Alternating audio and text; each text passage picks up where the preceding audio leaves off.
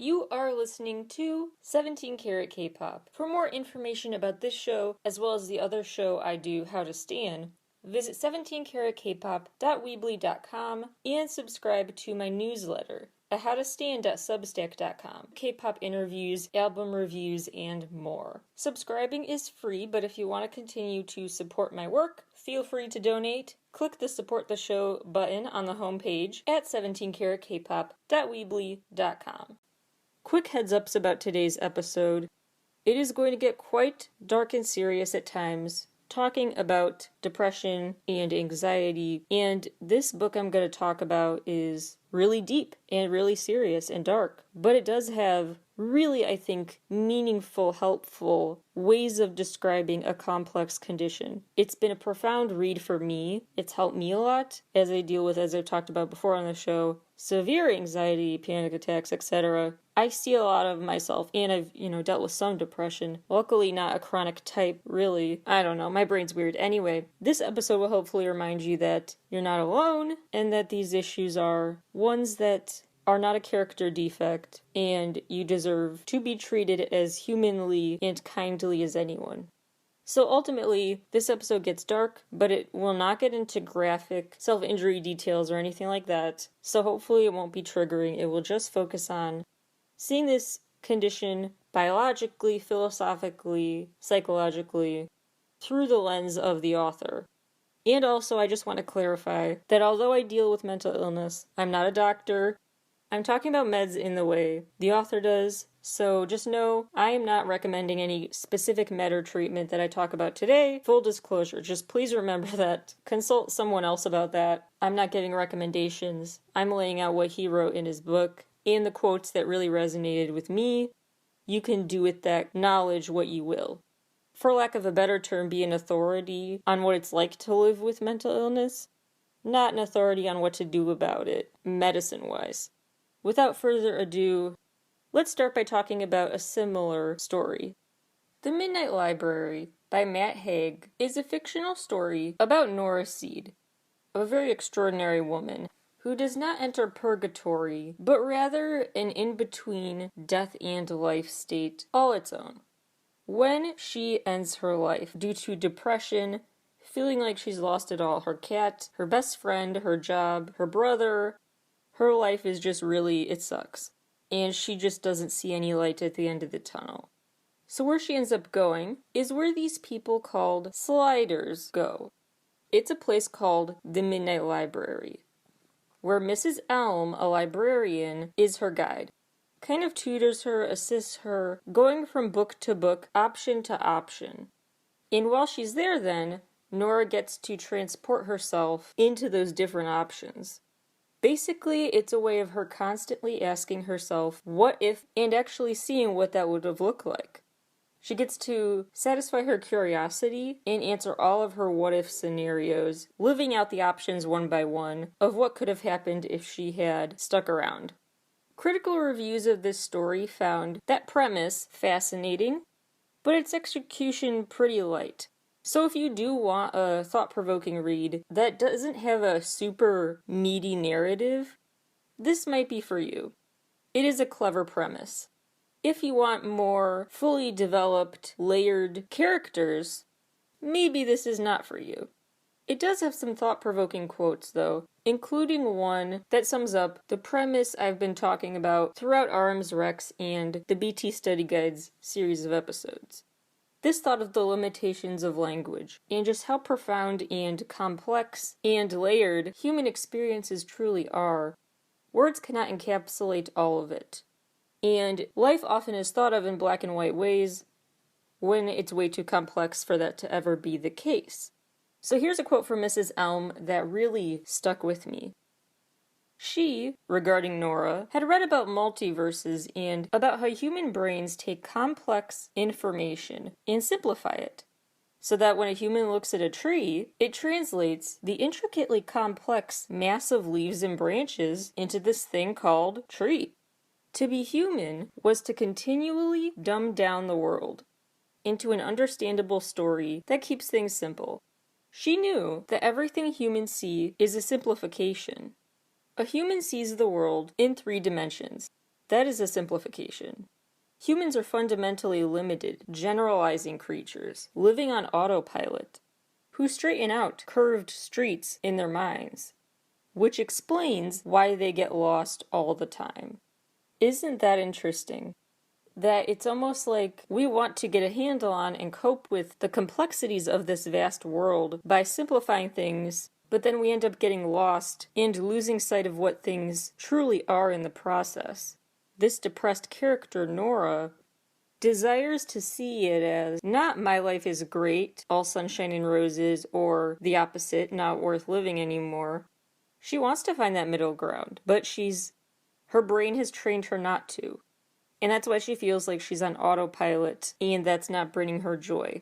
It's up for interpretation, though. But I start out this episode talking about the Midnight Library because it reminded me of another book, not just because of the title, but The Noonday Demon by Andrew Solomon is a book that RM from BTS has recommended several times at fan meetings and on VLive. And so I checked it out, and Almond is still my favorite out of all the books I've checked out because BTS recommended them to me. But wow, this is a close second. It's really, really powerful. It's a book made off of this wildly popular piece from the same author, published in 1998 in The New Yorker. It's him sharing his personal experiences with depression in a very, very unflinching way. He really, wow, his wording, plus what he does that I think is so impressive, is in this book and in that essay, he lays out depression in its many angles. It's not this simplified character trait. It's not this singular issue. It's not something that has one clear cause or a clear effect. He allows for the messiness in his own explanations. He describes living with it as, he does so in a way that's not sugar-coated at all. It's very real, raw, powerful, relatable, in all of its fullness. He talks about how discussing progression is just not the right framing. It's a back and forth pendulum type of situation more. He talks about it in terms of biology, social traits, philosophy. He incorporates input from doctors, fellow survivors, scientists, policymakers, philosophers. He ensures that he talks about this condition with the fullness and depth it deserves, and with so much care. And he does a great job at doing what I've been going on about, finding words for and analogies for the expressions and emotions that I have a hard time finding words to fully capture.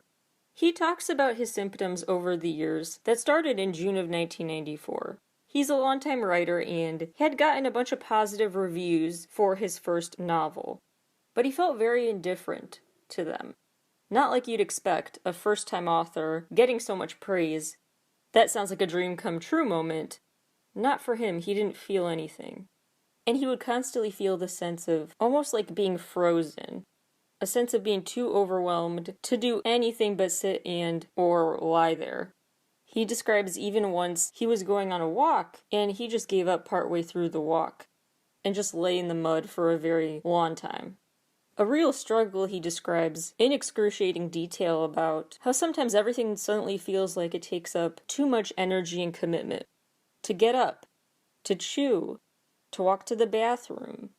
This overwhelming sense that you have this deluge of tasks ahead and can't start a single one.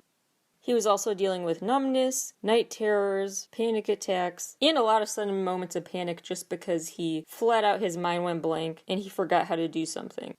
Something like really usually is instinctual. You don't have to consciously remember how to do it, like how to turn over in bed, or actually get up out of bed. It's not all emotional. He looks at data-driven thoughts about it too. He says depression was predicted to take more lives than war and AIDS combined by 2020. So I went to the CDC site to see if this happened. And the site does list suicide as one of the 10 highest causes of death in the USA, and neither war nor AIDS is on the list, so I guess it did surpass them. Now them combined, I don't know about. Also worth noting that there are probably underreports here, and being in war can be linked to things like getting cancer and other things that actually kill you after war. Plus, there's a category of what's called unintentional injuries that could refer to war injury. The point is, I wouldn't be surprised if his prediction turned out to be correct. He also found that only 28% of people with major depression, around that turn of the century time he wrote this, sought professional help. Tom Ware, the head of sleep research at the National Institute of Mental Health, said, quote, "Though depressed people seek the oblivion of sleep, it is in sleep that the depression is maintained and intensified." He talks about the many biological connections between anxiety and depression, including overlapping genotypes they have. That's why it is so common to have both. He talks about how meds can and cannot help, and the importance of having a therapy component too, not solely meds for depression. He talked about childhood trauma's lingering effects. The specialist he talked to actually said it's a myth that depressed people have less serotonin than others. So what's different about their brains is not serotonin levels, but serotonin activation, the ways the serotonin functions in their brain. Antidepressants are effective about 75% of the time, again at the time of this writing. Shelley Taylor, the author of Positive Illusions, pointed out how what complicates this picture is depressed people are not a lost cause, they are the opposite. And they have a lot of potential, and you gotta be careful how you talk about this because obviously she's not endorsing being depressed or whatever, if that's even something you could force on yourself, which it's not, but whatever. But her way of describing depressed people I do think is important, and should remind them that they still have value. Because there are some traits that are, I don't want to say positive about depression, but the people who tend to have depression do have traits that are really, let me just let her say it. Quote, "The mildly depressed appear to have more accurate views of themselves, the world, and the future.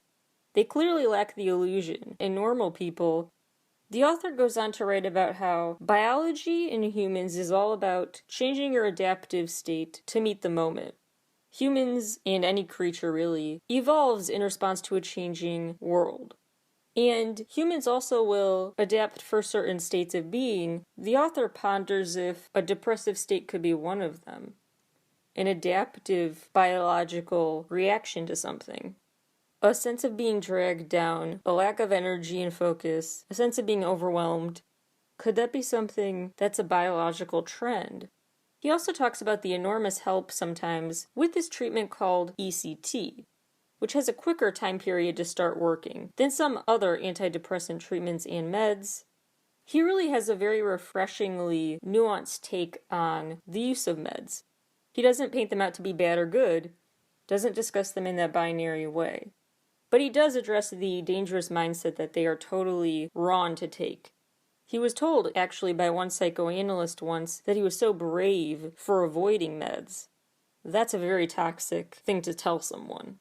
So I love his response of, quote, "To take medications as part of the battle is to battle fiercely, and to refuse them is as ludicrous as entering a modern war on horseback."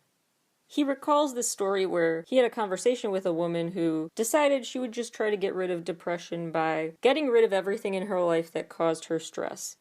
So she straight up quit her job, broke up with her boyfriend, etc. That's something to really sit and think about. If you feel like there's no other way to handle your life than to throw it away, and you insist throwing it away will actually help more than the med, that's a problem. He admits he quit meds cold turkey, against his psychiatrist's wishes, in the spring of '95, because he wanted to learn who he was without them. And that's really relatable. It feels like society wants to, once you admit to having a mental illness, society wants you to be defined by that.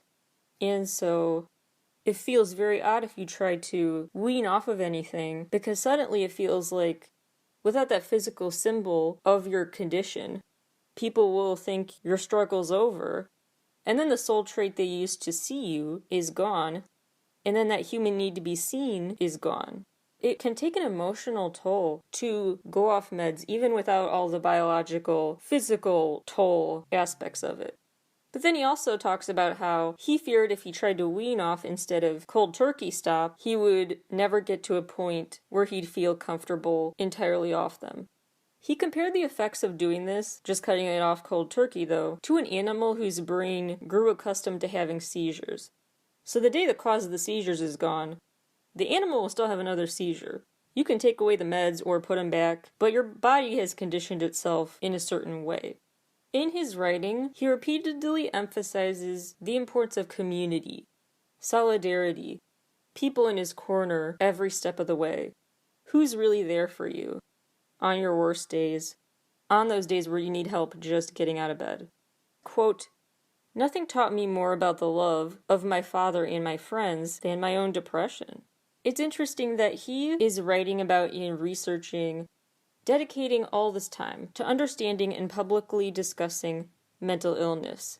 Yet he didn't tell more than just a few close friends about his diagnosis.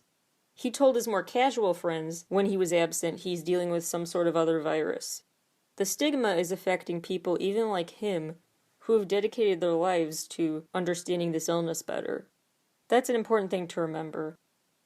There are quite a few quotes here I really want to stop and take in.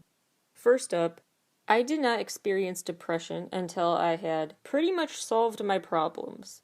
He said it had been years since his mom died. His personal and professional lives were thriving. He just bought a new house. So he says, quote, "I'd felt acutely that there was no excuse for it under the circumstances, despite perennial existential crises, the forgotten sorrows of a distant childhood, slight wrongs done to people now dead, the truth that I am not Tolstoy, the absence in this world of perfect love, and those impulses of greed and uncharitableness." Then he suddenly went through those memory archives, spiraling a bit to the past, redating when he thinks, wait, I actually first felt depressed then. No, maybe it was then. No, maybe it was then, to the point where he couldn't remember when he wasn't depressed. Definitely my case with anxiety when I look back. You know what, maybe I've just always been this way. And it's interesting how maybe you don't come to terms with the specific language for what's happening until you have surpassed a certain time frame living with it. Really thought-provoking quote number 2. If you trip or slip, there is a moment before your hand shoots out to break your fall, when you feel the earth rushing up at you and you cannot help yourself. A passing, fraction of a second horror. I felt that way hour after hour. Now that is a perfect way he found to describe what life with anxiety is like. It's like that moment when you're falling and you have that sudden rush of, oh my gosh. That sudden feeling of shock, only it happens over every little thing, all day long. Here's a quote that I personally love because of my issues with the limitations of language, as I've said before. Quote, "Little has been written about the fact that depression is ridiculous. All I wanted was for it to stop, but I could not say what it was. Words, with which I have always been intimate, seemed suddenly like complex metaphors, the use of which entailed much more energy than I had." I love that part about, this is ridiculous. What is this it that I'm scared of, or it that I'm wanting to stop feeling? Key quote 3, "When you are depressed, the past and the future are absorbed entirely by the present, as in the world of a 3-year-old. You can neither remember feeling better, nor imagine that you will feel better. Being upset is a temporal experience, whereas depression is atemporal. Depression means that you have no point of view." There's a similarity with my moments of panic, where I can't tell myself, hey, remember you've been through this nerve-wracking situation before, you'll do it again, or, well, you have to do it now and you'll be glad you did it in the future, get it over with. Those pieces of advice, based on chronology, fall flat when you're dealing with a condition like this where you're not registering the passage of time like that. There are a couple here I'm going to connect. We are told to learn self-reliance, but it's tricky if you have no self on which to rely. We now identify as pathology many things that were previously accepted as personality. How do you learn self-reliance if you have not been able to figure out what self you rely on? And he describes feeling like when crawling out of the dark hole during depressed moments, re-entering the real world is really hard. How do you relearn things? reacclimate yourself. And I feel the same way sometimes after a panicky situation. So how am I supposed to go back there? I have to relearn how to re-enter that situation with a better outcome. When something so profound as like a panic attack happens in your life, it feels very odd to just go back like nothing happened. It's sort of like if you go on a trip or otherwise take off a week from school or work, and then you come back and it feels different. Something feels different because your brain already had adapted to a different new routine, and now you're back to the daily grind, and that pace is just different and feels foreign for a bit. It takes a moment to regain your sea legs. It's kind of like that, where I'm in a situation like, wait, so everything's normal? But I'm not normal, I'm changed. This is weird. Key quote 5, citing a poem actually by Jane Kenyon that I really love. Suddenly, I fall into my life again. Like a vole picked up by a storm, then dropped 3 valleys and 2 mountains away from home. I can find my way back. I know I will recognize the store where I used to buy milk and gas. I remember the house and barn, the rake, the blue cups, the Russian novels I loved so much, and the black silk nightgown that he once thrust into the toe of my Christmas stocking. And then this author Andrew says, quote, "And so it was for me. Everything seemed strange, then became abruptly familiar. And I realized that the deep melancholy that had started when my mother got ill, had worsened when she died, had built beyond grief into despair, and was not disabling me anymore. I was still sad about the sad things, but I was myself again." So just like there are those moments where you forget everything and feel like you have to relearn it, you do then readjust back into that old routine, kind of like riding a bike. You get back into the groove. And that can be so exciting and make even the mundane suddenly feel welcoming, because at least you have a self on which to rely again. Key quote 6. I suspect that the most important function of grief is in the formation of attachment. If you do not fear loss, you cannot love intensely. Homesickness showed how much I loved my parents. Losing my mother not only depressed me but also intensified my love for her and for people still alive. So he talks about that sense of grief as serving a purpose when it is in the formation of attachment, in the formation of this intense gripping desire to love and be loved. This is so weird, but it's kind of like the WandaVision quote about what is grief but love persevering. That sums it up. 7. The opposite of depression is not happiness, but vitality. In my life as I write this is vital even when it's sad. Vitality. Living and losing, but at least living. That's the goal. Key quote number 8. I was not brought up religious, and I think that when you die, you're dead. Yet I have also discovered what I guess I would have to call a soul, something I had never imagined until one day, 2.5 years ago, when hell came to pay me a surprise visit. It's a precious discovery. Again, it's hard to find words to best articulate this point, because in a simplified way it doesn't sound right. But what I'm trying to say, not having the words for, is there are ways that as someone with mental illness, there's something to admire about them. Those people have such bravery. We have strength. We have a desire, maybe buried, but still there, to live and love. And we're in touch with such deep human emotions. We're feeling so much that sometimes it masquerades as feeling nothing at all. It's a precious discovery. We're very layered, complex people, and that's what living is really all about. So again, it's hard. I'm not saying, hey, on the bright side, think of it this way, because I know that language can be very frustrating and beside the point, and sounds like it's trivializing the issue. But I have personally felt some solace with trying to change my frame of mind a bit to be about, hey, you're not broken, you've got a very unique, special way to see the world and live through it in a profoundly impactful way for you and people who come after you. The big evergreen quote from the piece. The last big quote I want to share. The mix of mystery and specificity is always enormously powerful. Doesn't that sum up life? The mix of mystery and specificity is always so powerful. That's what we desire, right? We desire mystery and predictability in our lives. If you really like this guy's work, he also wrote this really interesting piece that I will link to on my website, as well as links to this writing. He also wrote about this healing ritual he underwent in West Africa. It's this ritual, it involved livestock, while drums play, people dance around him. He had to cover himself in blood. It was quite a situation. But he said what was so valuable is that rituals like that completely dissociate yourself from the illness. The physical objects outside of yourself come to represent that internal struggle. So as he was undergoing this ritual, he stopped thinking of himself as solely defined by the label of depressed. Suddenly, the blankets he had to use, the stuff he put under his pillow, came to represent what he had felt like he was only dealing with on the inside, not visibly. The later part of the article is when he talks about meeting with the Inuit people of Greenland, who live in this culture of shaming, self-pity.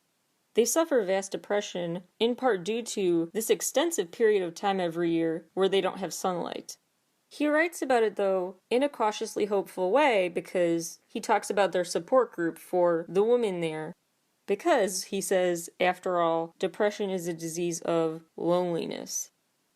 It's an emotionally heavy episode, but this was so important to me to share. So thank you all for listening, and please know that if you deal with mental illness, I'm right there with you, and we've got this, but it's really hard to see how sometimes. So hopefully this helped. Hopefully you can share this episode if you need to find a way to describe what it feels like to have the condition you have. And I hope people at the end of the day do read stuff like this and don't just look at the emotional aspect of a disease, but everything. Biological, philosophical, how people deal with it. It's a multifaceted condition that should be discussed with care and nuance. Understanding its complexity, in turn, helps you both understand the people who have it and understand how important it is to see them as so much more than that illness.